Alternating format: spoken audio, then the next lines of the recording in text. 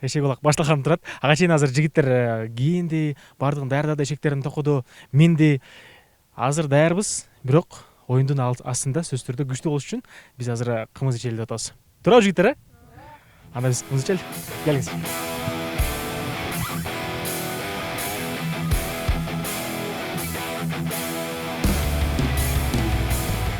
Урматтуу көрүүчүлөр, биз буюрса азыр улакты баштайбыз мына. Чыныгы улакты биз азыр оюнга кошобуз. Оюнда ушул улакты чабабыз азыр. Бага буга чейин муляж менен тартылып жүргөн болсо, бүгүн чыныкы эле улак менен бүгүн көк бөрүнү көрөбүз. Келиңиздер анда батыр эле. О мен Кудай жолуна. Алла таалам ат жалына бекем кылып, ушу балдардын оюну жакшы өтсүн. Кудай колдосун. Амин. Амин. Айтканыңыздар келсин, келиңиздер. Мына урматтуу көрүүчүлөр, азыр көрүүчүлөр дагы, көрмандар дагы келишти улак көргөнү. Жалпыңыздарга бир сонун жагымдуу көрүү каалайбыз.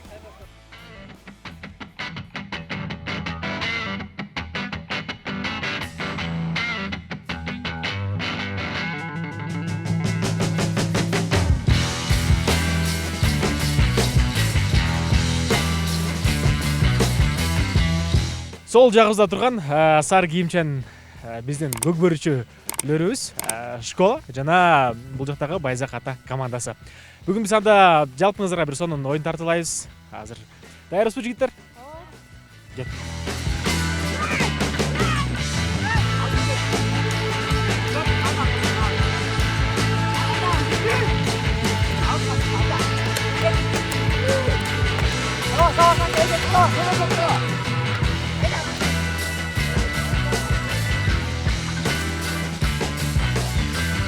Барына чексиз. Эмнелерге? Барына.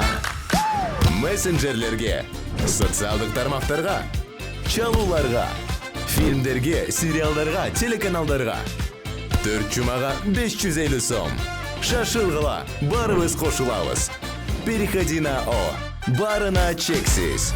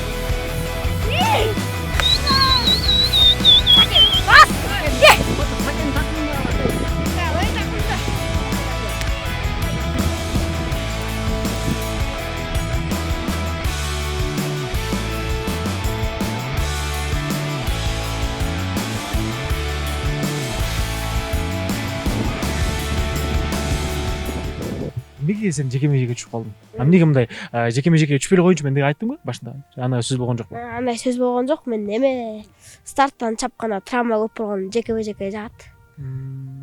Травма алып калган жок белең сен? Травмам жок. Жеке-межекеде эшегиң күчтүүбү же өзүң күчтүү деп ойлойсуңбу?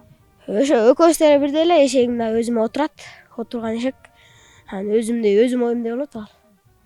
Муну эшектин кайманаты кандайбы? Мисалы бар го, Манас Ниязовдуку Бойка, Аватар деген сыяктуучу. А сеники кандай? Чагылган. Чагылган? Эмнеге чагылган? Эме өзү деле чагылган деп ага да карала болот атса. өзүм эле чагылгандай болуп, эме мурун кичине кезимде аябай эле чуркап, аябай атырылган эшек болчу. Анан чагылган деп койгом. Кандай артыкчылыгы бар эшегиңди айтып берчи, мактап берчи эшегиңди. Эшегим жакшы эле чурка эметкен, чапканда эле чуркайт. Өзү угат, өзү билет мен кандай ойноторумду, жекеме жекени түшкөндү билет. Старттан чапканда только заштаган көп улак иңбейм. Мындай такым күчтүү экен, аябай күчтүү окшойсуң, мындай машыгасың дагы. Машыгам тиги эме эркин күрөш барып күрөшүп, машыгып машыгам. Командада капитан ким? Атай, Атай. досум. Анан сенчи? Мен болбойм, капитан жакпайт. Эмнеге жакпайт капитан? Ошо капитандык милдет аябай оор. Капитан эмне жумуш кылат азыр? Капитан болсо эме баарын кылат, баардыгы жашта да кылат. Улакты эңейт, ортого да түшүш керек да. Бир эле позиция менен ойнойн дегем. Бир эле позиция жагабасак, жекеме жеке. Анан кийин бага старттан улак иңбей. Защита улак Защита, пол защита. Эшегиң уурдурабы жакшы эле? Урат жакшы эле.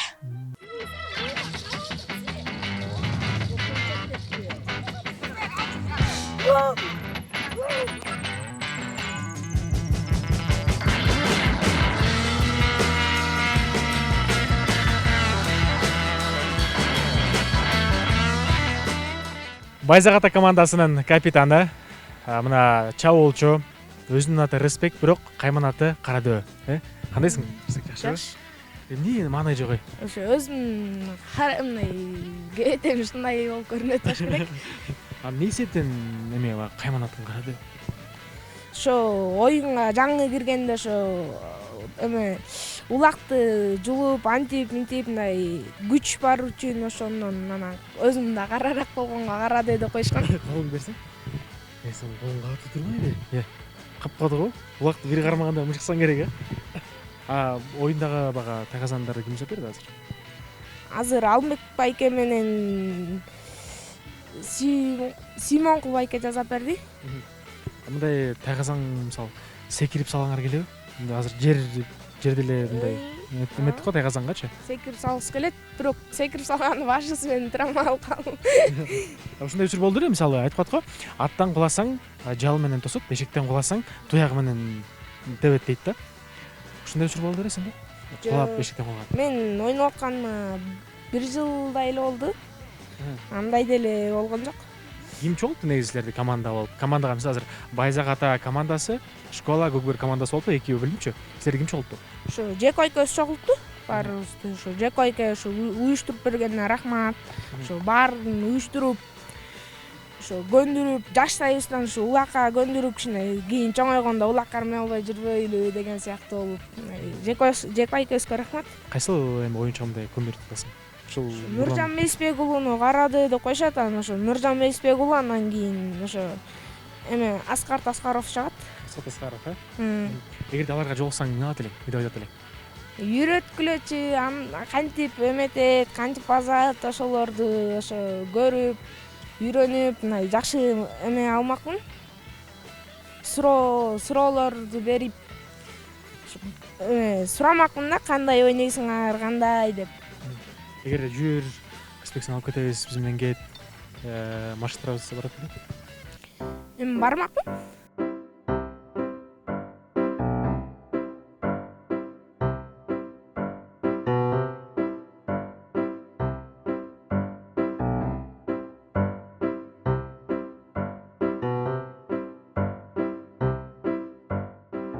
Көкбөрчүлөрдү көрүп туруп анан бага тактика аласыңарбы? Телефондон көрүп туруп, ушундай кылат экен. Биз да ушундай кылалы депчи. Дегенде телефондон эме ошолорун көрөбүз. Ошолорун көрүп анан эметип тактика түзөбүз. Ошо. Тактикадан жаңылып калган учурда бир жөнгөргө айтпайсыңарбы? Сен тура эмес ойноп койдуң, сен чабуулчу болсоң болмок экен же? Кээде эле. Айтып коебуз ошентип кээде эле. Анан да ортоңордон эмне сөз болот достордон? Эме жакшы ойносоң мактайт, жаман ойносоң кичине эми ойно дейт. Ошолорду айтышат. Буга чейин ойноп жүрөсүң сен, Ооба. Анан бир оюндарга барганда бир акча сайып, байге сайып, ушинтип ойногондор ойноп калдың беле? Ойной элекпиз. Эме бир жолу Белек Мукаев өткөзүп берген, ошондо эле эметкенбиз, ойногонбуз. Анда канча миң сом уттуңар эле? Уттуңар беле, утулдуңарбы? Мен башка команда болгом, досторум уттуп кеткен. Досторуң демек акчаны бир алып кеткен турбайбы? Канча өттү эле? 10.000 сом бир кубок анан эме 5 медаль. Ошондо 10.000 сом байгени, кубокты жана медаль медаль уткан экен. Улак ойноп жүрбөй, кыздар менен жүрөсүңбү? Айтчы. Жок. Кызың барбы? Айтпайсың эми. Кызың болсо салам жолдоп койчу. Тилешке кызыма салам деп. Жок. Жана тиги ата айтып атты эле го. Кудай бергенден азыр сүйлөшкөн кызы да улак көргүм келет экен депчи. Азаматсың. Кел, Кудай берген. Калды бер. Ийгилик. Буюрса, келечекте бир чоң улакчылардан болушуңа тилектешмин. Ийгилик, Азамат. Рахмат.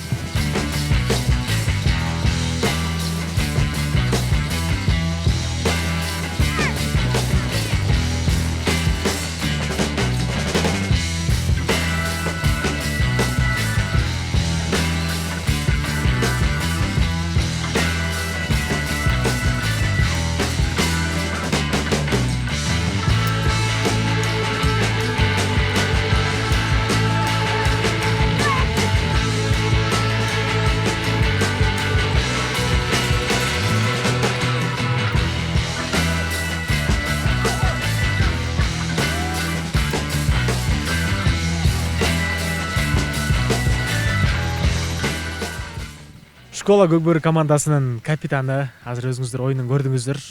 Бага чабуулчу дагы айтып калды го, бир команданын мүчөсү айтып калды да. Капитан болгон кыйын деп калды да. Анан эмнеге десем, баардык позицияда ойнош керек депчи.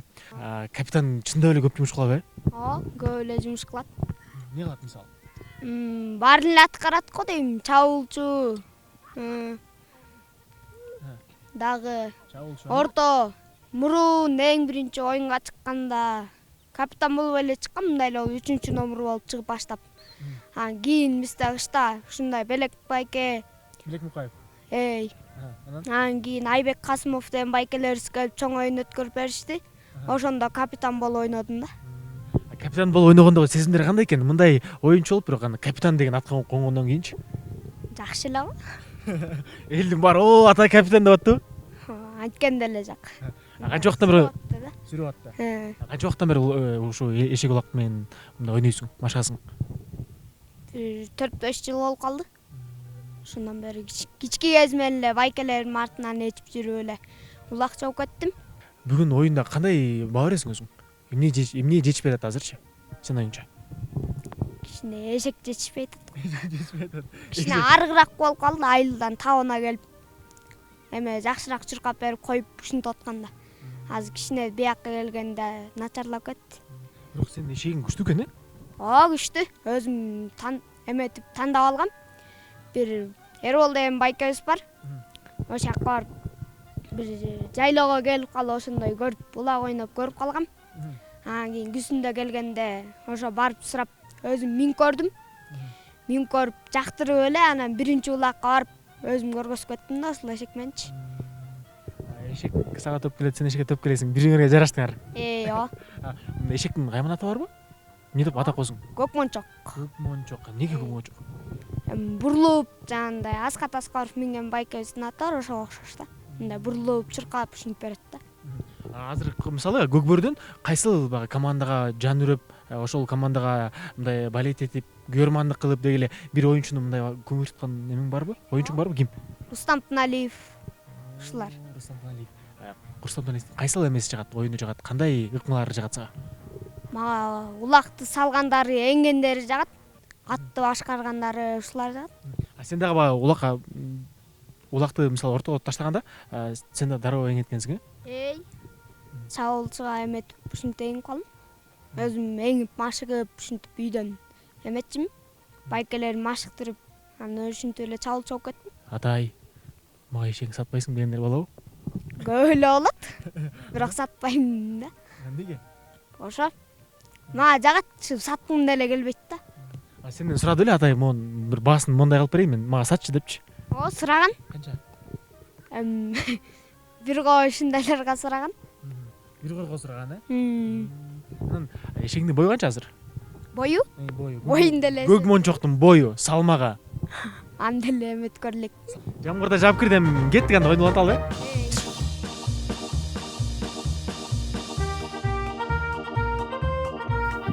сонун форманы франчайз ким алып берди? Деген өзүм сатып алгам, бирок тигип ала болсо жазат келген да. Кочкорго барганда ушуну жазатышкан форманычы Жеко айка жазат берген.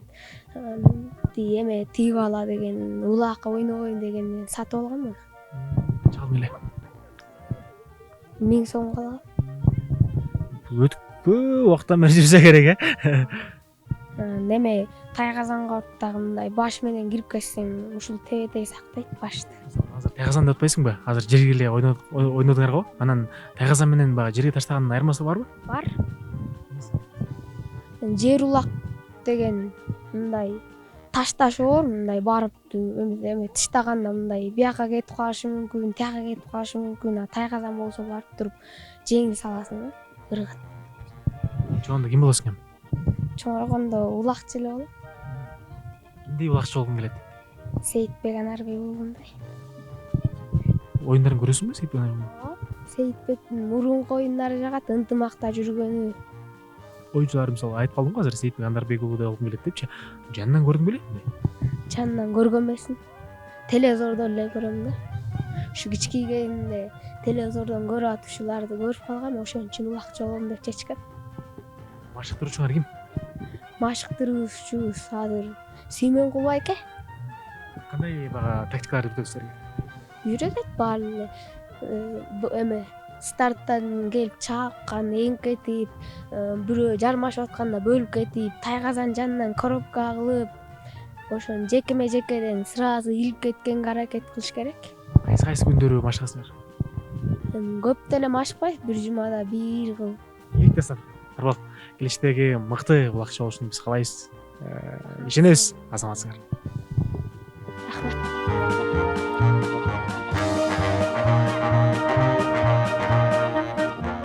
Азыр эми кезек булит. 3 тайм ойношту, бирок эч кандай жыйынтык болгон жок. Анда жалпыңыздардын көңүлүңүздөрдү булитке барабыз.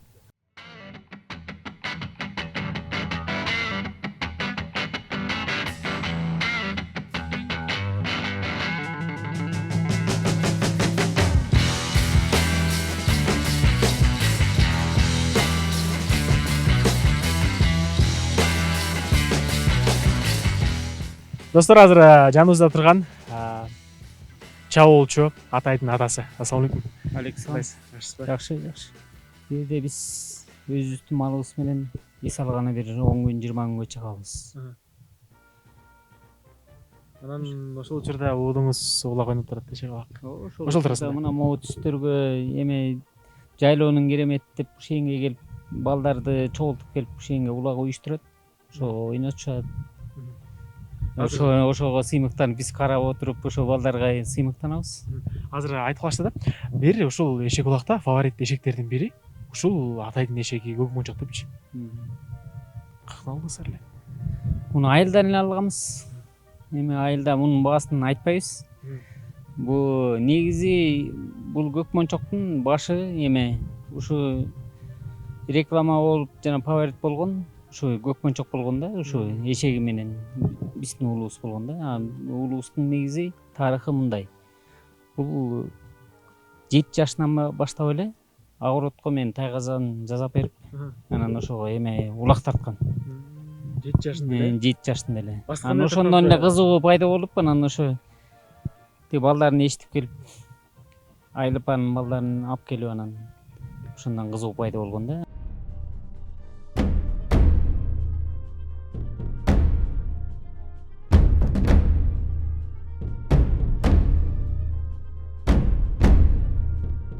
Урматтуу көрүүчүлөр, эшек улактын негиздөөчүсү, түптөп чыккан инсан Жеңишбек Сапаров. Ассалам алейкум. Алейкум ассалам.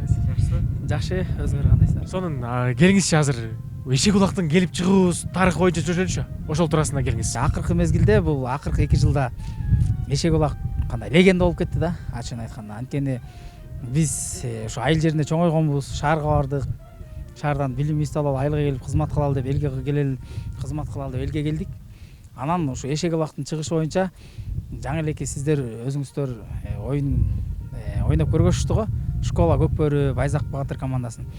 Ошол балдар ушул эшек улакты мүшөк менен, муляж менен тартып ачкан экен. 2 жыл мурун көрүп калып, ушу улак чыгарып берсем кандай болот ушул балдар деп түрү улак чыгарып бергем, кадимкидей эле чыныгы 2 жыл мурда. Анда биз бир 15 000 сом байгесин коюп жакшы деңгээлде өткөргөнбүз, бирок тилекке каршы эчтеке видеого тартпай калганбыз. Анан былтыркысында дос балдарын тартып 2 жыл өткөргөндө ошондон интернетке кое берип, анан ошондон звезда болуп кеттик да, ачыгын айтканда. Анан бунун тарыхы өтө чоң. Бу жерде көп маселе жатат. Талим тарбия, билим, ата энени сыйлоо, улууну урматтоо, күчүн ызаттоо деген көп маселе жатат да. Анан жакшы эле нерсе болуп атат го дейм мен. Бул нерсени кыргыз элине жакшы жагынан эле түшүнгүлөдү айтып кетем. Анткени бул 4-5 класс, 6 класс балдар ойнойт. Алар 6 класс балдары атка минейин десе бою жетпей калат эңкейсе. Анан тай минейин, кунан минейин десе алар азуу да. Буту колун сындырып алып, алардын байласына калгандай кылыш жок да. Ошон үчүн ушул нерсени биз ойлоп ушуну тапканбыз. Анан бизди эң чоң колдообуз Көкбөрү школанын директорлору Сагын, Айбек, анан негиздөөчүлөрдүн бири атактуу улакчы Белек Мукаев агаларыбыз ушул нерсени даңазалап кетти да Кыргызстангачы. Аларга да ыраазычылык билдирем ошо.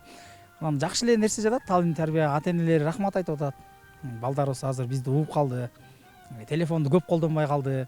Жана ар кандай нерсени ойнобой калышты. Мультфильмге телефонду көп колдонбой калыштыр да, ата эненин тилин угуп. Анткени спортко берилди. Анткени деген бул эшек деген алды 50 000ге чейин кетти да, ачык айтканда.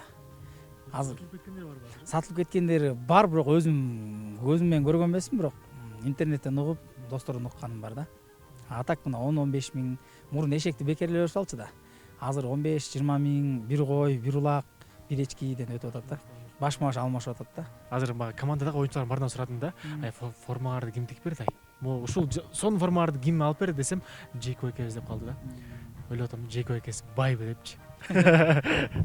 Эми бай деле эмеспиз, эми просто патриоттук сезим кылып, жан дүйнөбүз байда. Улак дегенде бир улуттук оюн да, каныбызга сиңип калган. Мен тиктирдим десем калпычы болуп калам. Просто тиккен жерин сүйлөшүүлөр мен кылып бердим. Атак эне аталары өздөрүнүн чөнтөгүнөн акча чыгарып, балдарга телефон деле 15-20 000 алып берип атпайбы. Балдарыбыз бизди угуп, окууга барып атат, сабагын окуп атат, тарбияны угуп атат деген үчүн эне аталары 3 000 сомдон чыгарып өздөрү тиктирип берди да, 2 командага тең 10 форма. Ушундай бир команданы түптөгөнүңүз үчүн 2 жыл болсо дагы аябай сонун бир команданы чогулттурсуз, балдар чогулттурсуз, бага фаворит, бага тулпарларды чогулттурсуз да. Сизге ийгилик. Рахмат, силерге да ыраазычылык. Ушу келип Супер ТВга дагы өзүмдүн атыман, бир туугандарым атынан, Жумгал Көкбөрүнүн атынан, Байзак элинин атынан чоң ыраазычылык билем. Ишиңиздерге ийгилик.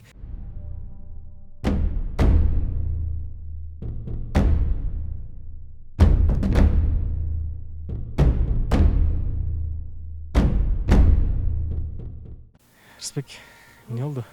Эчтеке. Эмнеге утуп калдыңар я? Билем, команда күчтүүрөөк болуп калды окшойт. Ошо. Кийинки кандай тактика түзөсөм? Кийинкиде билбейм, кайсы командага кирейин, андай билбейт экенмин. Келе, жигиттер бир-экиден ооз сөз келе да. Кандай болду ойунчулар? Oyun жакшы эле. Муляш, кичине муляшка көнүп калыптырбыз. Улак болсо кичине оорлак экен. Ошого байланыштуу анан эмет булеттен утуп алдык бирок. Ошо. Атаандаштар да күчтүү экен. Кичине бизге эшектер слабый болуп калды. Ошо. Күчтүү болгондо. Oyun жакшы болду, өтө жакшы болду. Муляш менен тарткандын айырмасы муляштын такым бассаң жүрө берет экен, бир темпте эле. Улак самасаң улак шыпырылып жүрө берет экен, канча да өлгөн улак. Эме улак жерге шыпырылып берет экен. Атаандаштарыбызга да слабый дебейбиз. Атаандаштар ойногон балдар, ойноп жүргөн балдар. Булардын эшектерин слабый болуп калды деп айтабыз. Эшектер слабый болгондо бизди утуп алмак деп айтабыз. Бүгүн эме Аллахым бизге буйруптур. Жеңишти бизге буйруптур. Оомат бизге болду. Кел, жигиттер. Кандай болду? Жакшы. Ниязовдун атынан коюлган экен да. Жакшы оюн болду аябай. Атаандаштарыбыз аябай күчтүү экен эшектер. Эшектер жакшы болгондо мындан да жакшы оюн көрсөтмөкпүз. Биз көптөн күткөн оюнубуз дагы соңуна жетти. Жыйынтыгын өзүңүздөр көрдүңүздөр. Биз сиздер менен коштошобуз. Кайрадан кийинки сонун бир берүүдөн амандашканча бар болуңуздар.